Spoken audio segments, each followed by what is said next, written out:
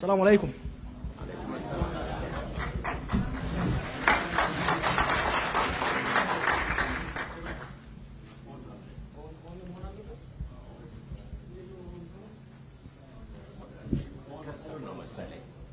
Any technical person?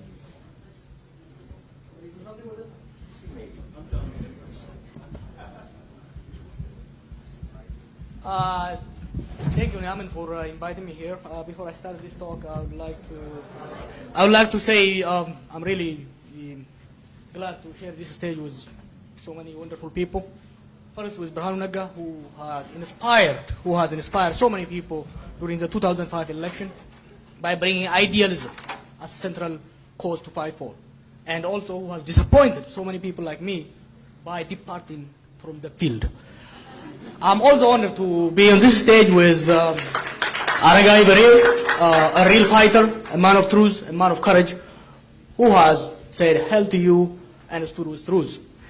And also with the speaker, I don't know you, but I'm really happy with your presentation. Last but not least, with Masai Kabada, who has been grilling me for the last 4 or 5 months, and who has, in many ways, has contributed towards forcing me to think about this presentation. And I'm a little bit threatened that he's going to speak after me and take me on. All right, let's go to the presentation. My topic is towards multicultural democracy, reconciling nationalism. And this topic, I'm going to focus just on one aspect of multiculturalism, the political part of it. There are two things. عند صوتي كم تقال يا زول إن جيت هم الرارات لا تشيلون يعني نام تالين زاقالون نام تالين إني في يلي يأكل كوني أدرك وده يا شو نا جيت وتامي الرارات.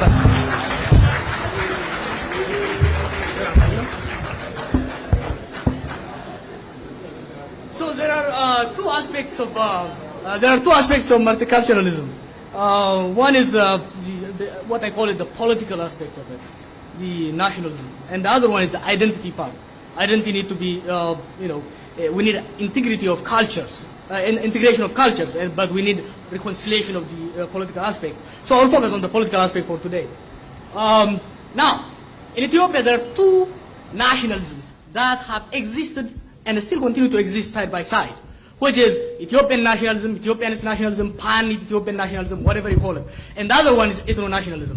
These two forces started to fight. I mean, their original contention can be traced back to the emergence of the modern Ethiopian state. The cause for this contention is one is the emergence of the Shawan hegemony at the end of the 19th century.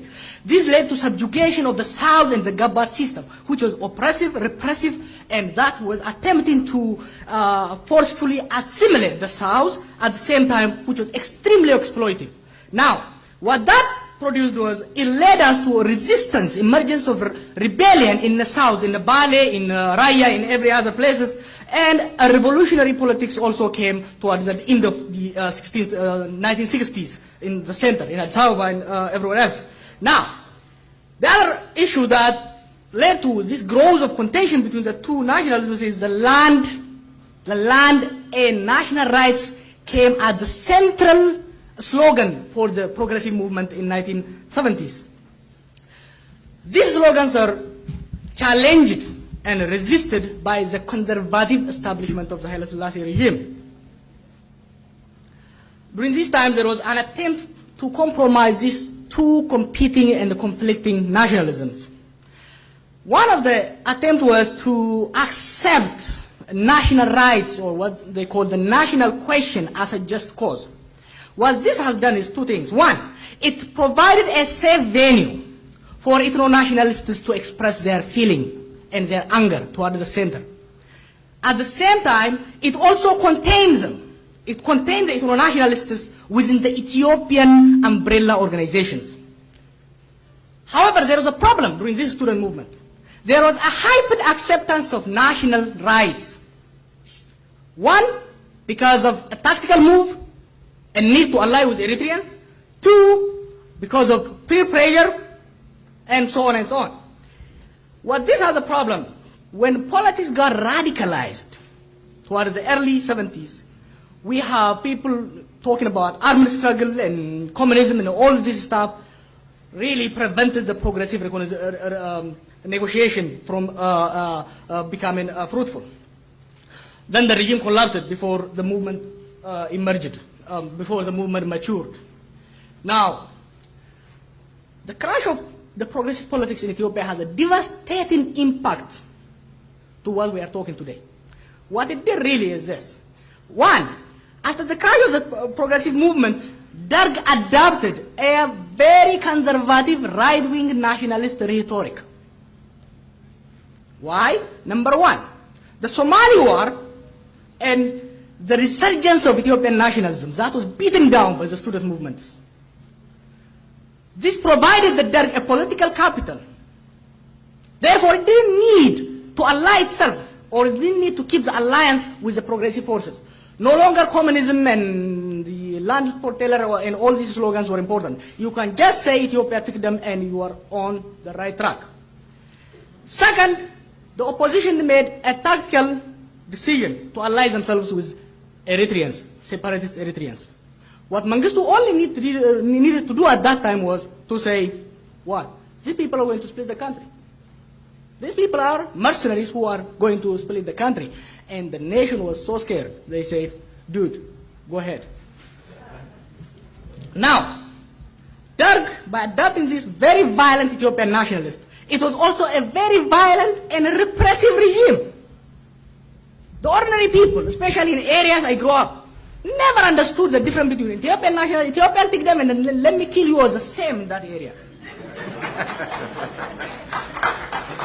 This was very important for a lot of people. It was very important for ethno-nationalist movements. What it did was this. They could simply say, hey, you are being repressed by the name of Ethiopia. You gotta fight Ethiopia. They intensified a very effective anti-Amhara and anti-Ethiopian campaign.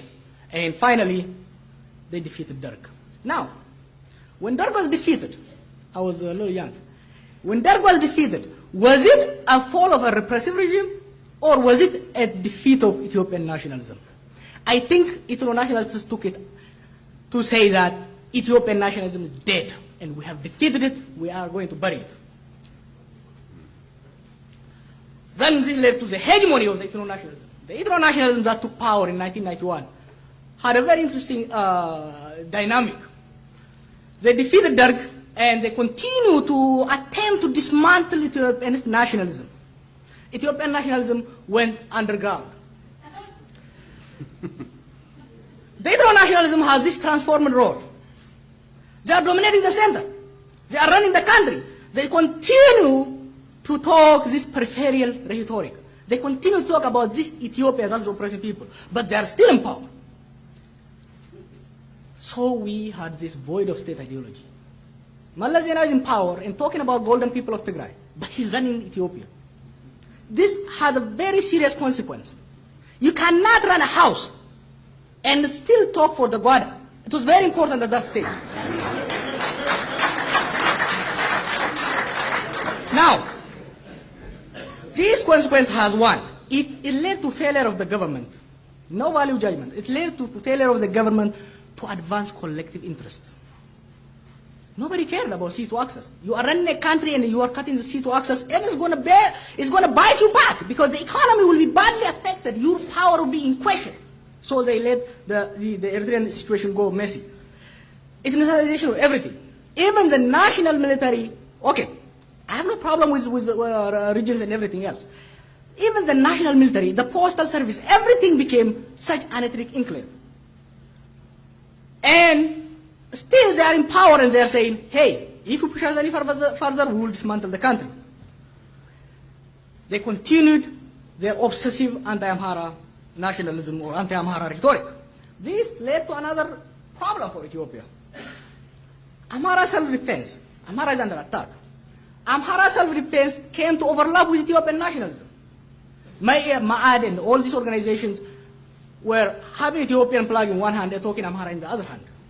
This justifies the long-standing claim of the ethno-nationalism. And it was a major devastation to Ethiopian nationalism.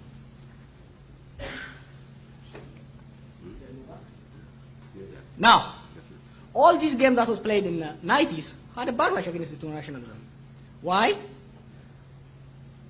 We, the nation and nationalities, took power what we have is a minority domination and a continued repression. You have a new guys, new government, new rhetoric, the same rule for ordinary people, the same repressive system. Worse, this time you have a clearly defined minority group exploiting and repressing people. Therefore, we the nation nationalities promise of 1991-92 was unfulfilled and miserably failed within 5 to 10 years. This led to emergence of a very right-wing reactionary Ethiopianist nationalism that manifested itself as an opposition force in 2005. Now, safeguarding unity and dissolving ethnic federalism, regaining Assab, and individual rights are the slogan.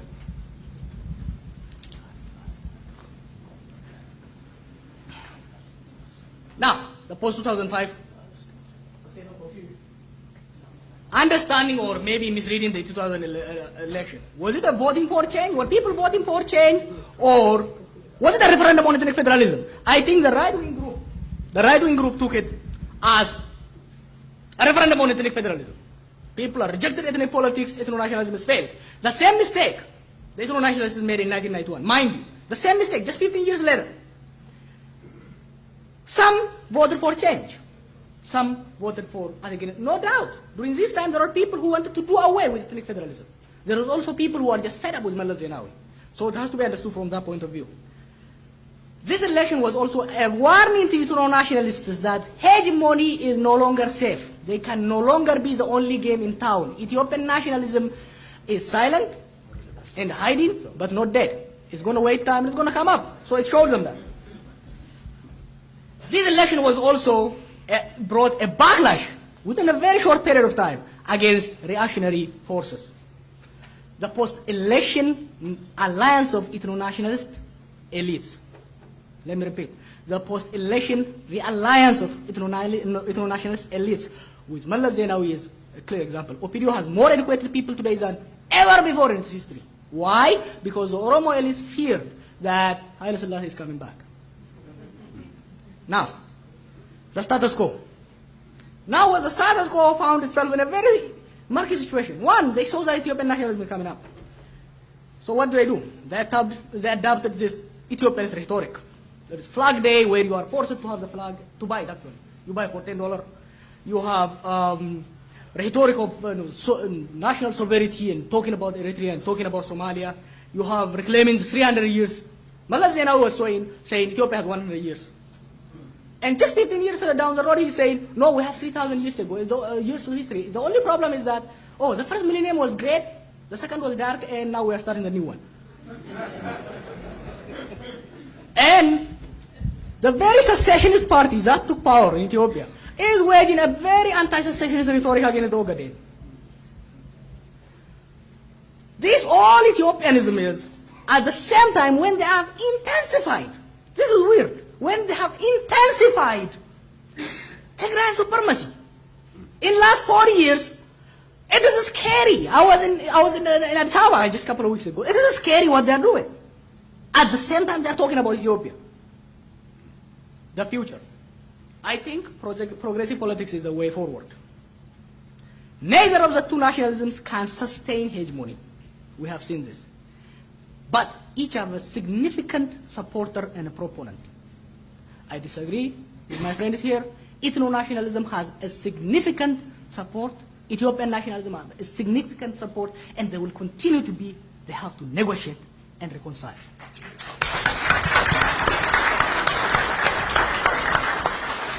Neither will cease to exist. And actually, they are very important. From my standpoint, they are very important. Ethno-nationalism will help us to deal with historic disparities. And it will also help us to preserve cultural identities. Oromo nationalism is the greatest thing that happened to Ethiopia. It recreated and preserved Oromo identity, which will help us to usher a very important democratic value in Ethiopia. Okay? At the same time, this is not the end of the game. Ethiopian nationalism will help us to safeguard the existence of the state and will help us to advance the collective interest of the nation. Therefore, multinational democracy requires a negotiated consensus between these two.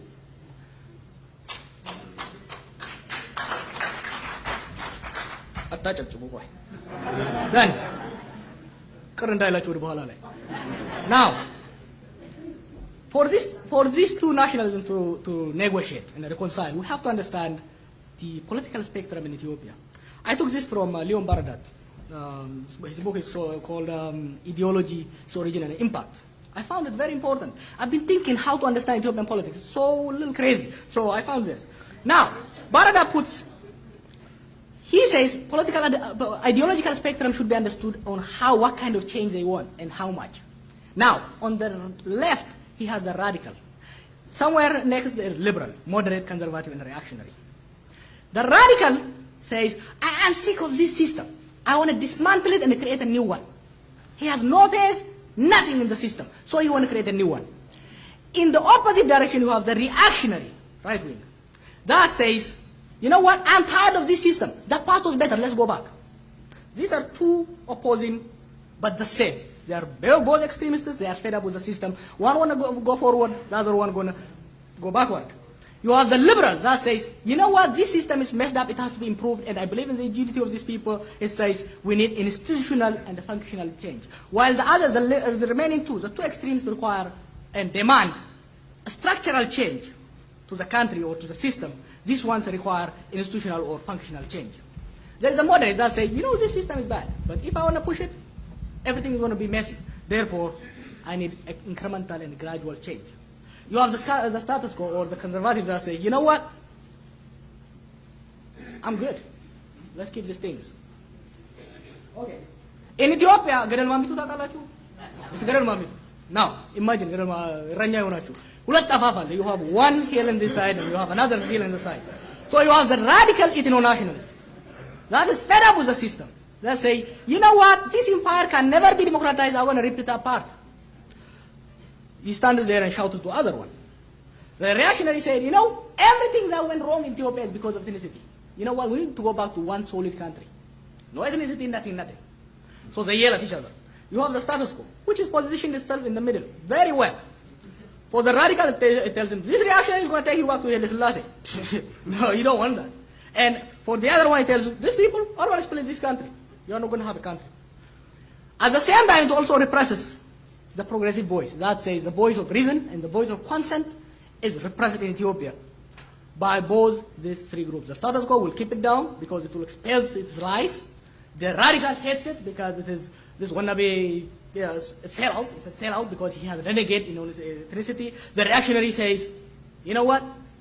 I heard a word here in DC. They said the Amhara apologist.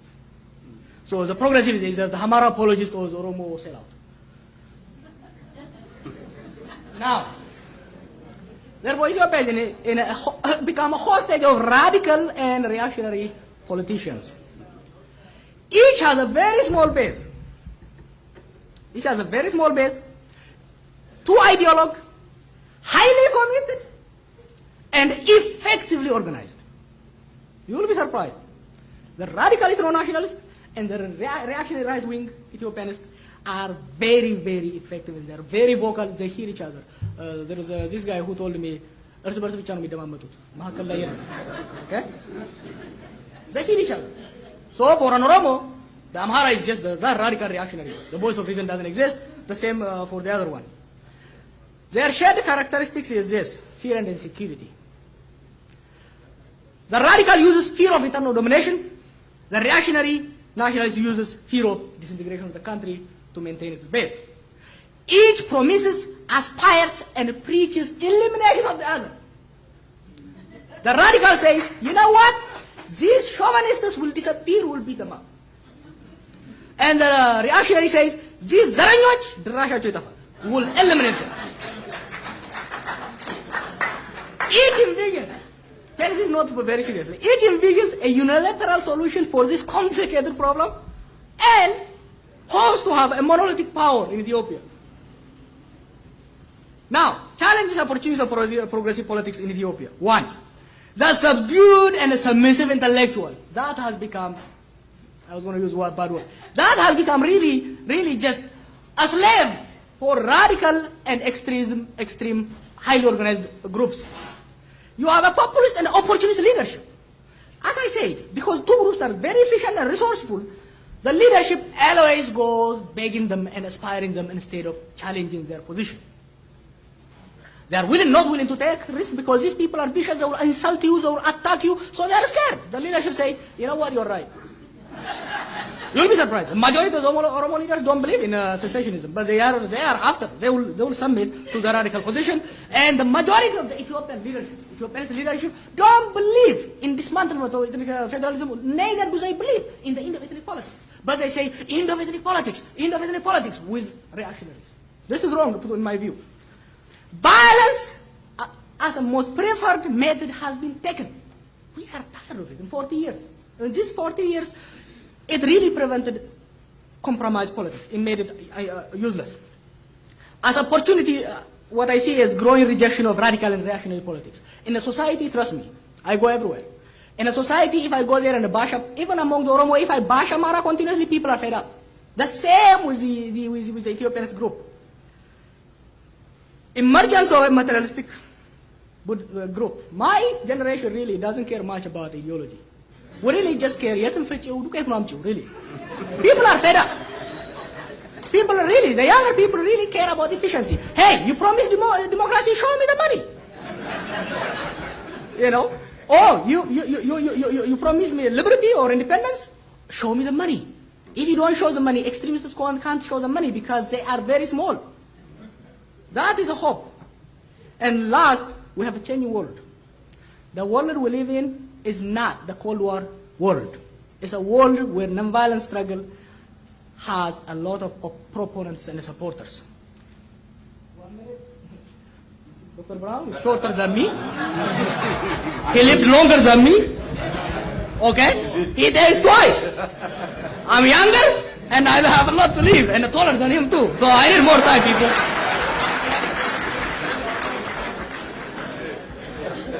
So, a friend, we're talking in here, and there is a friend who is in Ethiopia right now.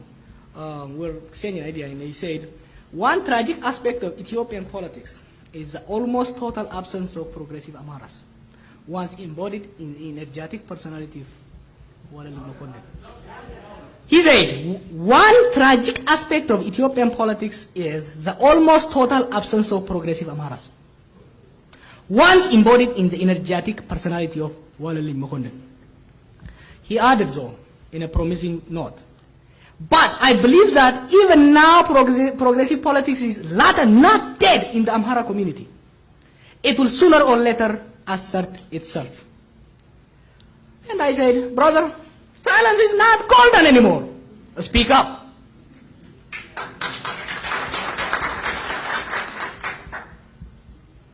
Well, I say I join my friend for this group. I join and say, another tragic aspect of Ethiopian politics is the continued refusal of the progressive Oromo nationalist to step up and assert his ownership of Ethiopia and play a constructive role to build an inclusive democracy and a strong and just home for all of us.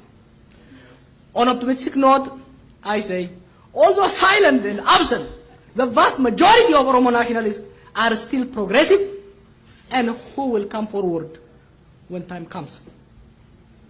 Conclusion, I want to conclude by criticizing this conference. Yesterday I was talking to a friend, said, hey, are you going to a conference? And they're talking to each other. Are you going to a conference? And I said, which conference? Oh, that conference of the Amhara and the Jawar. This conference, like all Ethiopian conference, is not inclusive. Where is the Somali? The most devastating civil war is going on in Ogaden. Those are the most repressed and persecuted people in that country today. Where are they? Where is Oromo nationalists? There are 25,000 Oromo political prisoners in Ethiopia today. Yesterday, some 12 of them were sentenced to death and long time imprisonment. I didn't see any condemnation from the so-called Ethiopian human rights and civic organization. I didn't see it. That's unacceptable. Okay? And what is a Muslim? Igar Machwal, Jawar Siraj and Dr. Said, ለማጣፈጫ ጠብ ተደረጉ እንጂ እዚህ ኮንፈረንስ look at the name. Where is the Muslim? In a country where almost half of the population are Muslim, it is shame for all of you and for all of us for not having Muslims. Therefore, multifaceted problems require collective participation. Collective participation does not come by wishing and pretending. It comes by hard work. Therefore, Ethiopia belongs to all of us and all of its people. We must make a genuine effort to involve each and every stakeholder despite their political and other differences. So, Naamin and others, stop excuses. If you want to work for Ethiopia, stop excuses, step up outreach. Thank you.